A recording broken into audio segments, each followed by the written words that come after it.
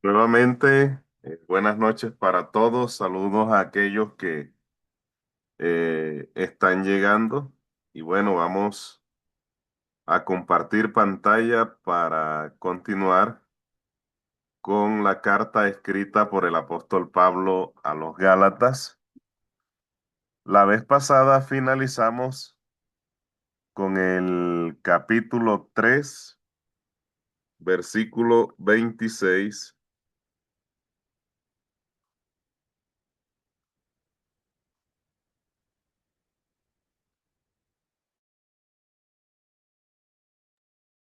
el cual nos dice lo siguiente. Un momentito acá.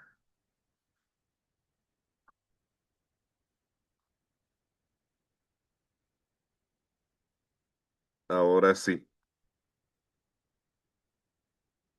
Este verso nos dice, pues todos sois hijos de Dios por la fe en Cristo Jesús.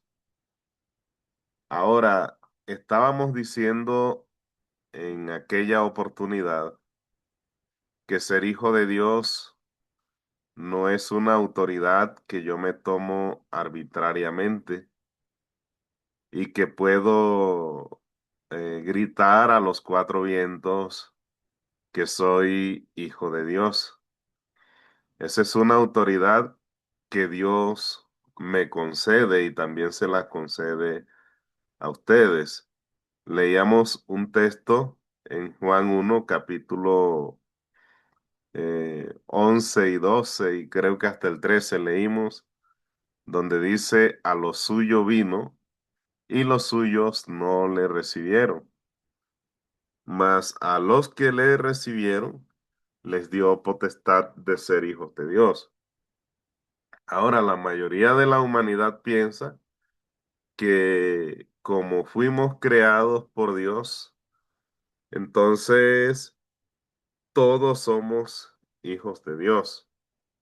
Resulta que con la caída de Adán y Eva, que eran los representantes de la humanidad en el principio, ellos perdieron o la humanidad perdió ese privilegio, ese título de ser hijo de Dios. Y con la promesa hecha a Abraham, hemos vuelto a recuperar esa identidad. Entonces, nosotros somos hijos de Dios solamente si tenemos fe en Jesucristo. Y Pablo explica un poco más, porque algunos piensan que con decir yo creo también es suficiente. Resulta que en el versículo 27 nos sigue diciendo la palabra de Dios, porque todos los que habéis sido bautizados en Cristo, de Cristo estáis revestidos. Entonces, no es suficiente con decir yo creo. Ahora, la fe para que pueda ser evidente a la humanidad debe ser una fe que debe ir acompañada de las obras. Nadie puede medir la fe de otra persona solamente con lo que cree en el corazón. Y cuando estudiábamos Santiago veíamos una parte que decía, muéstrame tu fe sin tus obras y yo te mostraré mi fe por mis obras.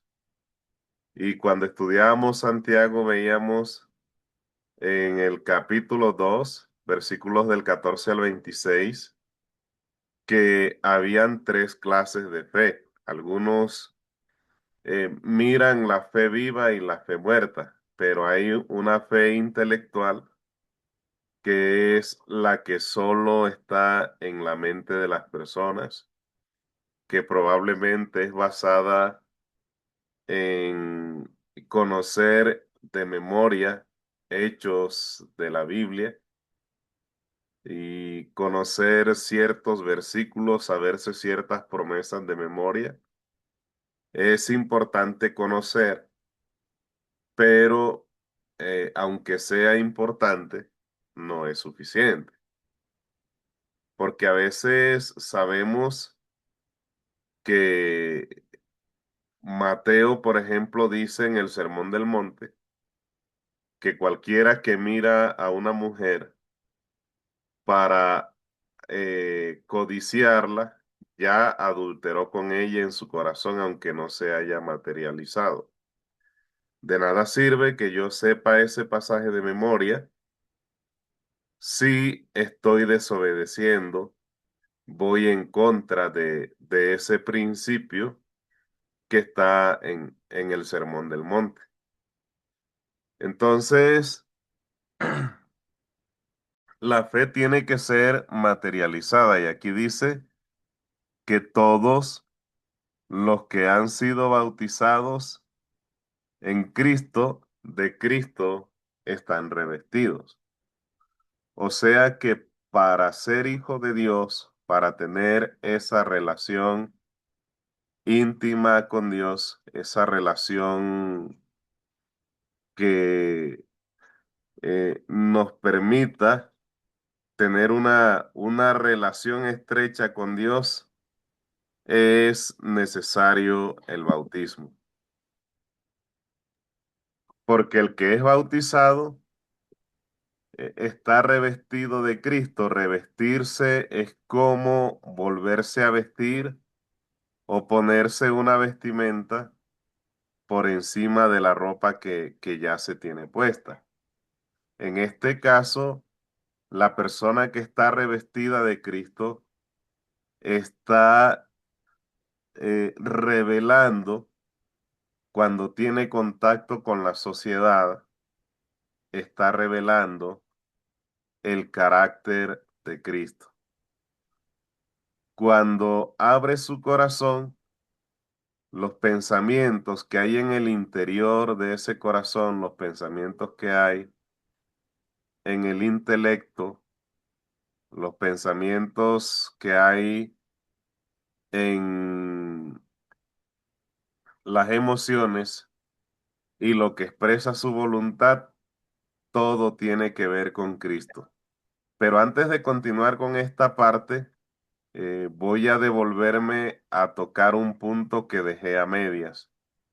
Estábamos hablando de la fe racional, que solo está en el intelecto, y está la fe emocional, que es aquella donde afloran los sentimientos, a veces de llanto, de risa, de felicidad, pero eso solo demora el tiempo que tú estás en la iglesia. Cuando sales de ahí, expresas unas emociones opuestas, unas emociones contrarias a lo que estabas manifestando en la iglesia. Y esta fe también es propia de los demonios, porque la misma Biblia nos muestra que habían demonios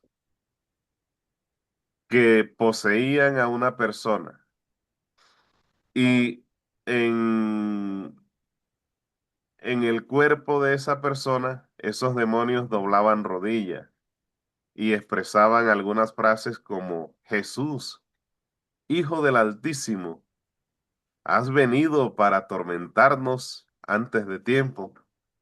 Y habían demonios que confesaban, que reconocían que Jesús era el Hijo de Dios.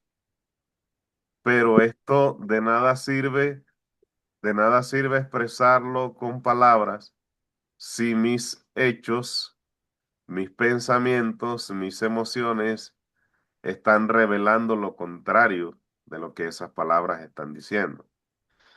Ahora, el texto que acabamos de leer en el versículo 27, bueno, y entonces está la otra fe, que es la fe viva. La fe emocional y la fe intelectual son o constituyen una fe muerta.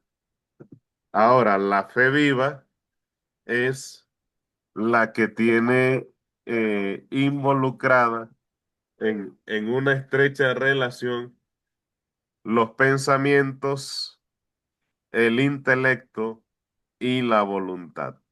Estas tres cosas están estrechamente relacionadas, están en coherencia y esto es lo que hace que usted no diga que es hijo de Dios, sino que la sociedad le reconozca como hijo de Dios. Ahora sí, el versículo 27 que acabamos de leer nos está diciendo que todos los que hemos sido bautizados estamos revestidos de Cristo. Estamos revelando el carácter de Cristo, pero ese carácter se revela por esa fe auténtica de la cual hemos hablado. Ahora, aquí hay que mirar cómo interpretamos nosotros el bautismo, porque el pueblo judío defendía la circuncisión y miraba la circuncisión, que el que se circuncidaba ya solamente con cortarse una parte del cuerpo, con estar circuncidado, ya era una persona que estaba en un grado superior. Y esto lo convertían en un ritual, porque a ellos no les interesaba el sometimiento a Dios, no les interesaba la humildad, no les interesaba el amor al prójimo, les interesaba que estaban circuncidados y que la circuncisión ya era suficiente para ser identificados como hijos de Dios. Ellos miraban la circuncisión como un ritual,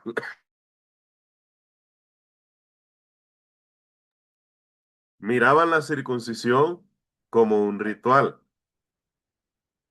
Ahora, la pregunta es, ¿estamos mirando nosotros el bautismo como un rito vacío?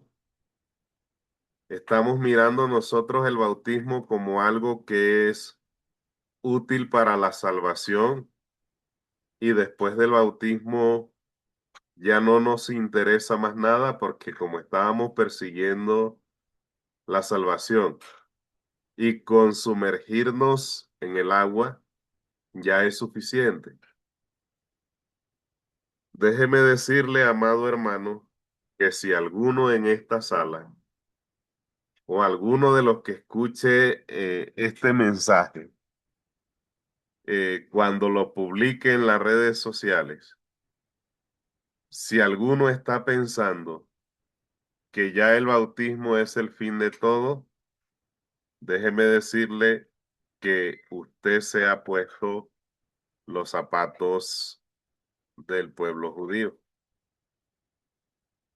Usted está subido, usted se ha puesto el calzado de un escriba, de un fariseo o de cualquier judío que pensaba que la circuncisión era suficiente para ser salvo y que ya no había que hacer más nada. ¿Por qué? Porque si estamos viendo el bautismo como un ritual, entonces solamente estamos yendo a mojar nuestra ropa, nuestro cuerpo, a las aguas del bautismo.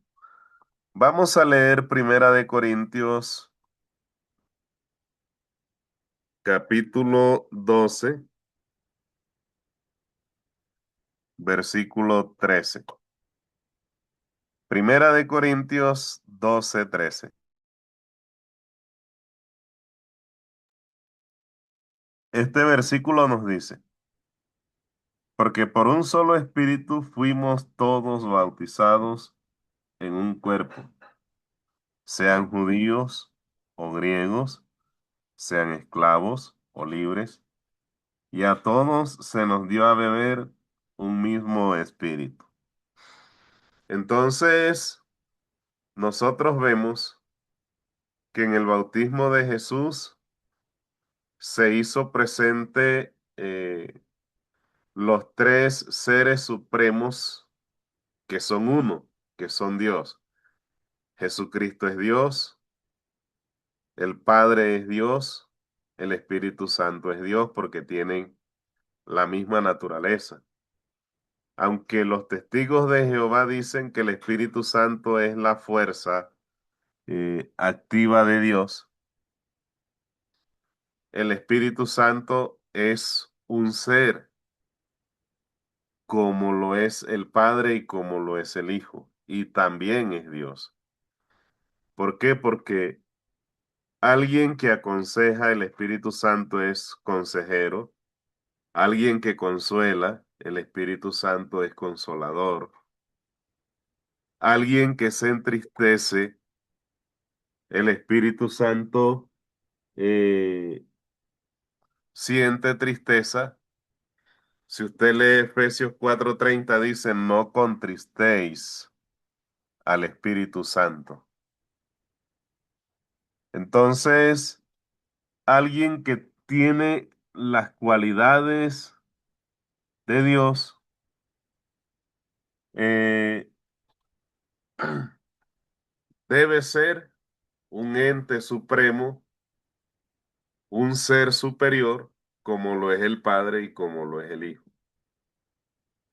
Entonces, no es una fuerza activa, es un ser, una personalidad.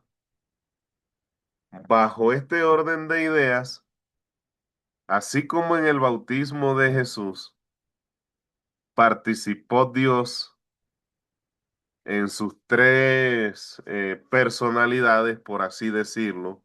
Es una manera de decirlo porque de pronto yo no encuentro otra. En mi escaso conocimiento a veces me quedo corto en este tipo de explicaciones. Entonces, así como participaron ellos tres en ese evento, en nuestro evento, que es el bautismo, también nosotros, también ellos están participando. Y esto debemos tenerlo presente, que no es un ritual, no es un rito vacío, no es algo mecánico que usted va a hacer, sino que a través de él, el Espíritu Santo va a tener acceso a su vida.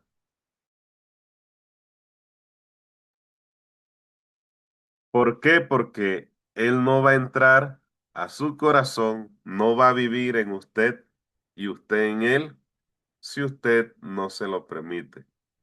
Esto es posible a través del bautismo. A través del bautismo, usted se está uniendo a Cristo, está viviendo en unidad con Cristo. ¿Por qué? Porque estamos unidos a Cristo en un solo cuerpo. Usted hace parte de ese cuerpo donde Cristo es la cabeza. Entonces, nosotros, a través del bautismo, eh, hacemos parte de Jesús, nos hemos identificado con su causa, em, simbolizamos a través del bautismo el Evangelio. Estamos muriendo cuando tomamos esta decisión. Somos sepultados como Cristo fue ubicado en una tumba que entre otras cosas era prestada. Nosotros, al ser sumergidos en agua, somos sepultados también. Cristo resucitó al tercer día, nosotros salimos de las aguas para una vida nueva. Ya las cosas pasadas no existen para nosotros, nosotros no existimos para esas cosas pasadas tampoco, sino que tenemos una vida nueva. Cuando nosotros interiorizamos estas cosas, entonces en realidad podemos decir que somos hijos de Dios, porque Dios nos dio esa potestad, esa autoridad de llamarnos a nosotros mismos hijos de Dios. Pero además de las palabras, como lo dije anteriormente, el carácter de Cristo tiene que ser revelado en cada una de nuestras acciones, en nuestros pensamientos, en las cosas que decimos, en las cosas que hacemos. Por eso Dios dice que de cada cosa ociosa que diga, que salga de nuestra boca, de cada palabra ociosa que salga de nuestra boca, vamos a darle cuenta a Él. ¿Por qué? Porque las palabras ociosas no nos identifican como hijo de Dios. Y a veces, como cristianos, minimizamos ciertas cosas.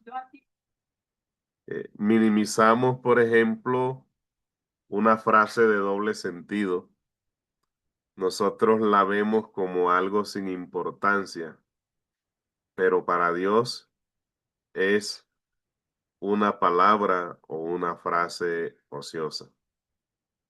A veces hablar de cosas que hicieron determinadas personas cuando éstas no están presentes.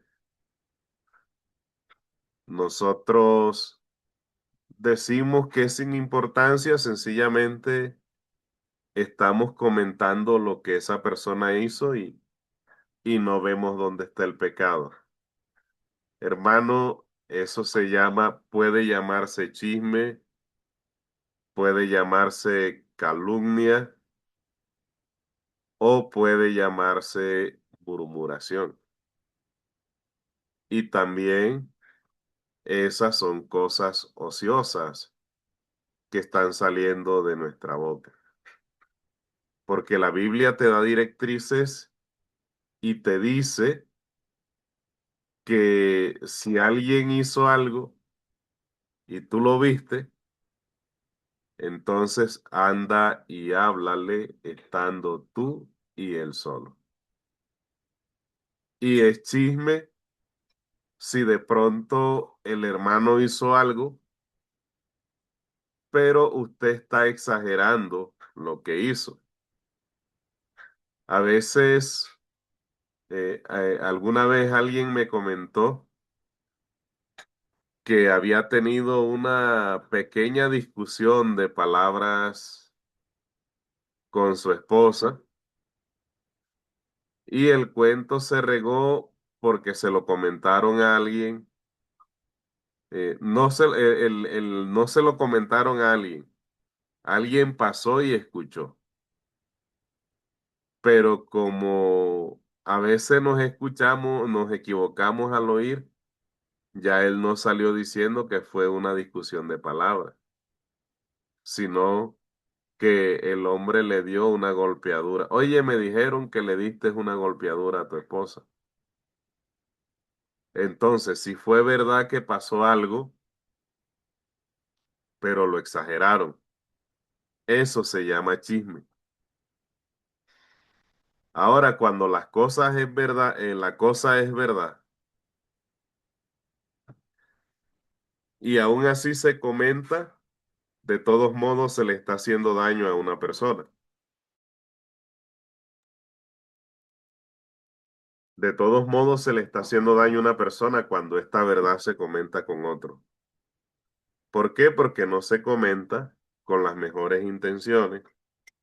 Esta es una manera de sembrar cizañas entre hermanos, porque si yo le comento a alguien algo que el hermano Rodolfo hizo, suponiendo que esta situación y lo que el hermano hizo es verdad, yo estoy poniendo a esa persona en contra de Rodolfo, del hermano Rodolfo, porque no le va a gustar lo que el hermano Rodolfo hizo. Y ya cuando lo vea en la iglesia, quién sabe qué está pensando el hermano. Quien ve, porque es lo que normalmente pasa y lo pongo como ejemplo porque él no se me va a molestar. De eso estoy seguro, pero pueden pensar quien ve al hermano Rodolfo, un viejito ya de tantos años, y ponerse en esa. Y probablemente esa persona llega tarde a la iglesia para no saludar al hermano y se va temprano, no terminan muy bien de decir el amén en la oración final cuando ya se está yendo, porque no quiere conversar. Por eso que yo le comenté. Entonces, aunque sea verdad, se le está haciendo daño a una persona. Lo más correcto es restaurar, es ayudarle a que esa persona vuelva a hacer lo que era. Ese debe ser el paso correcto, el procedimiento correcto. Entonces, esto es una murmuración cuando se está ventilando algo que es verdad. Y es calumnia cuando es totalmente falso. Y aunque sea una mezcla de verdad con mentiras, como la exageración que mencioné al principio, aunque sea totalmente verdadero o aunque sea totalmente falso, en las tres se le está haciendo daño a un hermano. En las tres estamos afectando al cuerpo de Cristo. Entonces, una persona que ha sido bautizada y está haciendo este tipo de cosas, no puede decir, y de pronto pueden estar pensando que estoy en el papel del juez, pero esta persona no puede decir que está revestido de Cristo. No puede decir que está reflejando el carácter de Cristo ante el mundo que lo rodea. Por eso debemos ir lo más consciente que se pueda a las aguas del bautismo, porque se puede estar tomando el bautismo como un ritual como lo tomaban los judíos. Y mire lo que Jesús le dice a los escribas y fariseos, le dice verdades tan grandes, tan profundas, pero dolorosas, que los confrontaba a ellos. Empieza diciéndole que dicen y no hacen, que les encanta estar en las plazas, ser saludados en las plazas y que les digan maestro cuando no están haciendo gala de esa maestría que decían tener, ocupar los primeros puestos en los eventos sociales. Les dice que hacían largas oraciones que aparentemente mostraban devoción, pero que a la final estaban aprovechándose de las viudas, de una de las clases más desamparadas en el pueblo judío. Recordemos que los vulnerables allí eran los huérfanos, los extranjeros y las viudas. Y los sacerdotes que estaban en el ministerio, pero Dios no les había delegado ningún otro tipo de trabajo sino servir en el templo. Y también eran una clase vulnerable que debían ser ayudados. Entonces, los escribas y fariseos estaban aprovechándose de las viudas, aunque oraban con devoción a Dios. Y la pregunta es, ¿dónde quedaba la circuncisión con la cual ellos se identificaban como descendientes de Abraham? Y la pregunta para nosotros hoy día es, ¿dónde está el bautismo que nos identifica como hijos de Dios y que nos lleva a mostrar que tenemos el Espíritu Santo con nosotros, consolándonos, aconsejándonos? Eh, ¿Dónde está entonces ese carácter que usted y yo debemos reflejar? Entonces debemos tener cuidado con el bautismo que hemos recibido y debemos preguntarnos, ¿lo tomé como un rito vacío, así como los judíos tomaban la circuncisión? ¿O realmente lo tomé como lo que verdaderamente es, que me hace vivir en unidad con Dios, unidad con el Padre, unidad con el Hijo, unidad con el Espíritu Santo, que me hace pertenecer al cuerpo de Cristo y ser uno solo con Cristo, y que me hace reflejar el carácter que Cristo mostró cuando vino a cumplir su ministerio aquí a la tierra. Y así como el apóstol Pablo le habló al pueblo judío en aquellos tiempos, le dijo, hoy la circuncisión es del corazón. La circuncisión tiene que ver con cortar. Es como cuando estamos podando un árbol que tiene hojas secas, que esas hojas secas no lo embellecen, sino que de alguna manera eso es contaminación visual, llamémoslo así, y hay que podarlo para que nazcan nuevas hojas, se vea más bonito, de mejor presentación y con buenos frutos. No so- y la circuncisión tiene que ver con cortar un pedazo del cuerpo como señal del pacto con Dios. Hoy en día nosotros tenemos que podar en nuestro corazón, podar, cortar pensamientos, en ciertas ocasiones hasta cortar amistades que no nos están llevando por buen camino. Y lo dice la palabra, las malas amistades, las malas compañías corrompen las buenas costumbres.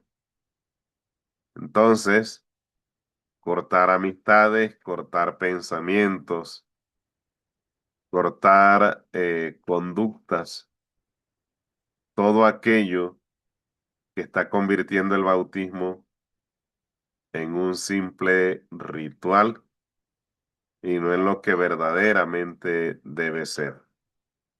Como también el pueblo judío en su momento llegó a tomar la circuncisión a pesar de que la defendían y para ellos era algo especial. Bueno, mis hermanos, es todo lo que eh, tenía para esta noche. Espero que sea de bendición para todos nosotros.